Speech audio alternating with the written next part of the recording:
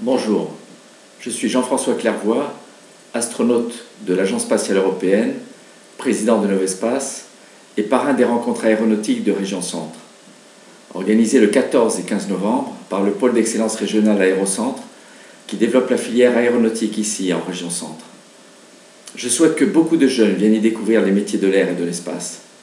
Au travers des stands d'exposition, tous les visiteurs auront la possibilité de découvrir les différentes facettes du secteur.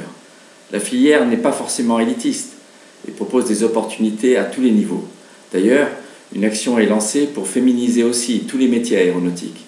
C'est un monde d'innovation en pleine capacité de recrutement avec déjà plus de 320 entreprises et environ 20 000 salariés. Un monde de passion où les défis posés peuvent structurer véritablement un projet de vie pour chacun. C'est grâce à la volonté de connexion entre le milieu scolaire et étudiant et les acteurs de la filière, comme pendant ces rencontres, que nous pouvons faire de la région Centre un pôle de développement pour répondre aux besoins actuels et futurs d'avions, de fusées, de satellites et des services associés. Venez nombreux à ces rencontres pour rêver et choisir votre futur.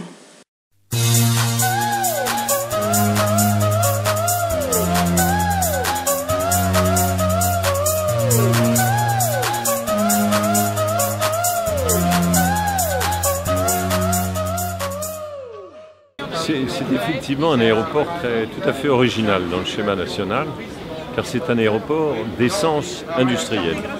Il a bien sûr des activités dans le domaine du passager, notamment l'été, au beau jour, avec des lignes régulières sur la Corse, mais globalement son activité est plutôt liée à l'industrie du transport aérien, et cela concerne le fret, le transport de marchandises, cela concerne la formation des pilotes, en complément de celles qu'ils reçoivent sur simulateur. Et puis en troisième lieu, c'est tout ce qui tourne autour de l'avion lui-même, son stockage, sa maintenance, sa pâture, et puis depuis quelques années maintenant, le démantèlement et le recyclage d'avions en fin de vie. C'est un aéroport qui a été créé en 1977 du déplacement de l'aérodrome de Saran à Saint-Denis-de-l'Hôtel. Depuis, ça n'a cessé de grandir et de créer pour devenir aujourd'hui un aéroport. Nous pratiquons aussi bien du loisir que du commercial, que de l'aviation d'affaires. L'aéroport a 134 hectares de surface. Nous avons 2000 licenciés sportifs, donc de 7 fédérations aéronautiques sportives différentes. Ça fait 44 salariés de sociétés différentes pour faire de la mécanique, de l'aviation d'affaires, de l'aviation commerciale, puisque nous avons 2 compagnies basées qui ont un certificat de transport aérien pour faire du transport à la demande.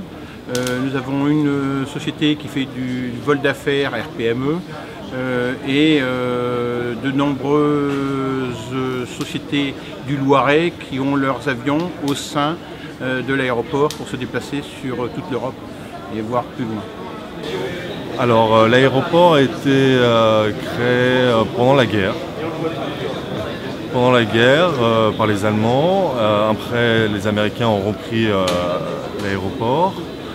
Et c'est à peu près dans les années 60 où le développement commercial proprement dit a commencé. Donc on a un petit aéroport régional avec plusieurs destinations. Donc nous avons Dublin, Londres, Marrakech, Porto, ainsi que Marseille aussi. Ryanair est notre principal client. Nous travaillons aussi avec d'autres compagnies. On s'occupe de toute l'assistance des compagnies qui souhaitent venir à l'aéroport. Nous avons quelques entreprises, donc on a un aéroclub, ce qui est logique pour un aéroport. On a aussi la société Technocopter qui s'occupe de la maintenance des hélicoptères. Voilà. Et après, nous louons des bureaux, on a une petite pépinière d'activités aussi sur la plateforme. L'armée de l'air recrute à tout niveau, on va dire de la 3e jusqu'au bac+5, et pour des postes très variés, et notamment beaucoup dans le domaine de l'aéronautique, puisque c'est ce qui nous amène aujourd'hui sur ce forum. Et donc on recrute aussi bien des pilotes que des mécaniciens de l'armée de l'air, des mécaniciens avions ou des personnels qui vont travailler dans des métiers connexes comme ceux du contrôle aérien. Alors majoritairement pour la plupart des recrutements, à partir du baccalauréat, on va pouvoir d'ores et déjà postuler pour devenir pilote par exemple, puisque la moitié des pilotes de l'armée de l'air que l'on recrute, ce sont des jeunes qui peuvent postuler à partir du moment où ils sont titulaires du baccalauréat. J'en tiens pour exemple un jeune qui signe son contrat le 17 novembre 2014 et qui est titulaire d'un bac STI génie mécanique. Pour la plupart des autres métiers, sous-officiers, contrôleurs aériens, sous-officiers mécaniciens, tous ces gens-là vont être des sous-officiers. Le recrutement est ouvert à partir du moment où on est titulaire d'un bac général, technologique ou professionnel. Nous avons nos propres écoles, ces jeunes sont formés dans l'armée, ils sont aussi rémunérés pendant la durée de leur formation.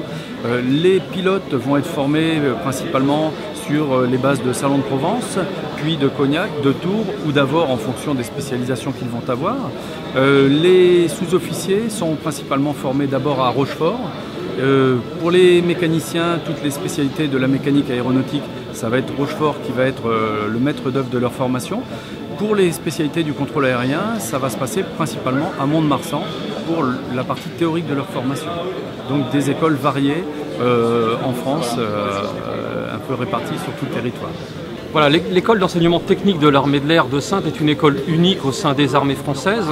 Elle accueille des jeunes pour une formation de 2 années, sous un statut militaire, d'engagés militaires.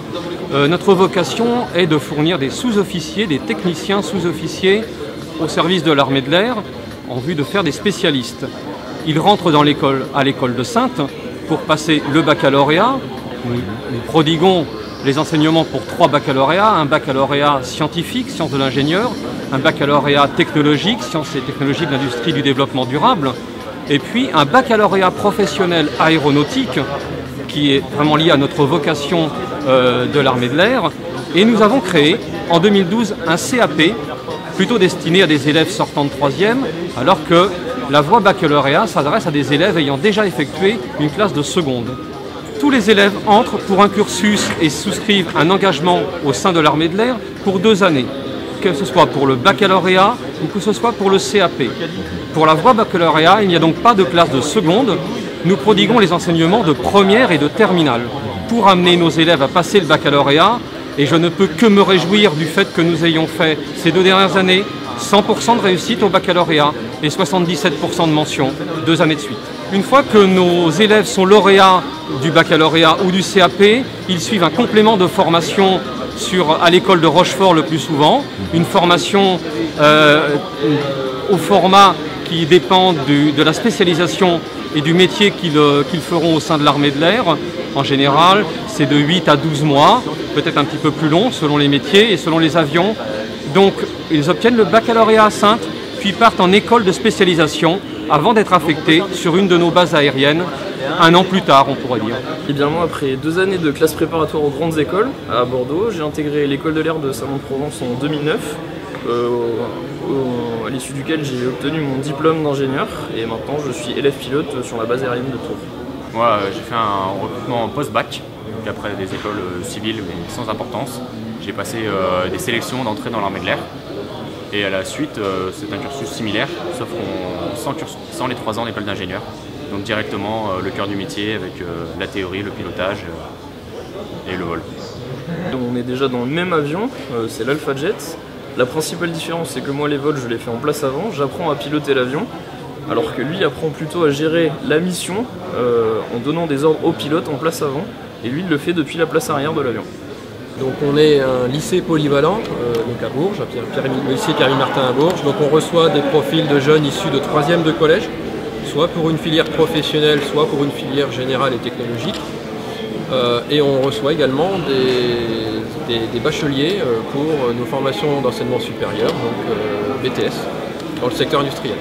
Ils se destinent aux filières essentiellement technologiques et industrielles chez nous, dans le domaine du génie électrique, de l'informatique, de l'énergie. Et on élargit un petit peu sur les bacs technologiques au niveau architecture, par exemple. Et puis on a la filière scientifique qui est dans le domaine des sciences de l'ingénieur. Donc après ça amène à des poursuites d'études un peu plus longues par derrière. Chaque année, une augmentation du trafic passager dans le monde de 5%. Ce qui veut dire que dans 20 ans, le trafic passager va plus que doubler. Donc les constructeurs, donc il y a des compagnies aériennes qui naissent partout dans le monde. Le transport aérien mondial va bien. Alors c'est pas le transport aérien européen qui se porte le mieux, c'est plutôt le transport aérien du côté de l'Asie, du Proche-Orient, etc. De contrainte qu'un Falcon. Dans la même journée, je peux être amené à concevoir des pièces pour le Rafale et aussi bien des pièces pour le Falcon. C'est vrai que d'un côté, on a un marché qui est en développement, qui est porteur, mais de l'autre côté, nous, on fait face au quotidien à des contraintes de baisse de coûts, d'amélioration de productivité, difficultés de recrutement. Donc aujourd'hui, je dirais, on n'a presque pas le temps de penser aux 7 ou 8 années de carnet de commandes, on est plutôt dans le quotidien à essayer de trouver des solutions. Nous faisons partie de ces organisations qui sont au service de branches.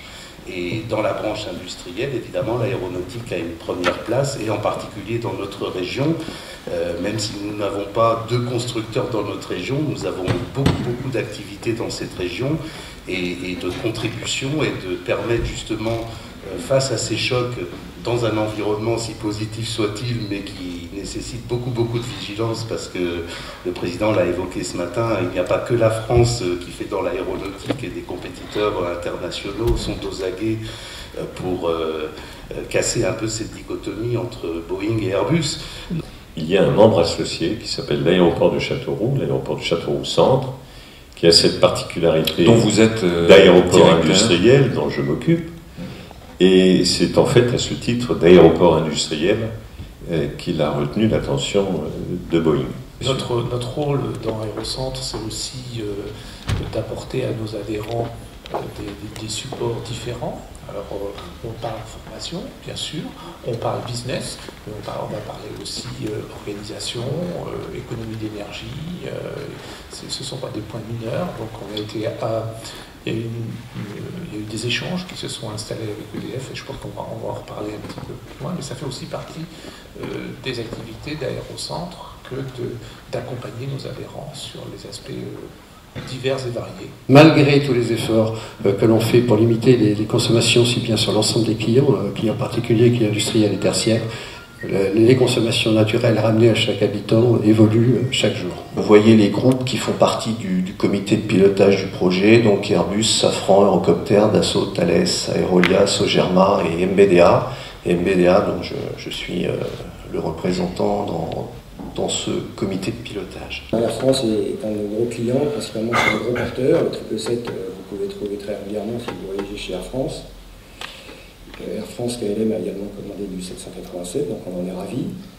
Sur la partie militaire, c'est vrai que c'est un marché un petit peu plus difficile pour nous. De façon tout à fait logique, le ministère de la Défense français privilégie des fournisseurs locaux ou européens. Et c'est vrai qu'on voit que 620 appareils A380 et 747 livrés dans ce créneau. Alors il faut savoir que Airbus en prévoit le double. Donc pratiquement 1200. Donc c'est encore une fois la seule différence, à quelques chiffres près. C'est pour ça que ces prévisions sont quand même assez fiables. Alors en valeur, on revient sur la partie droite du schéma. En valeur, là encore une fois, sans surprise, comme on en livre beaucoup plus, ce sont les monocouleurs qui mènent la danse. Mais les longs courriers moyennes et grandes capacités, comme ils sont quand même beaucoup plus chers, on en livre moins, mais ils représentent quand même une valeur très significative de ce qu'on prévoit de livrer dans les 20 ans à venir.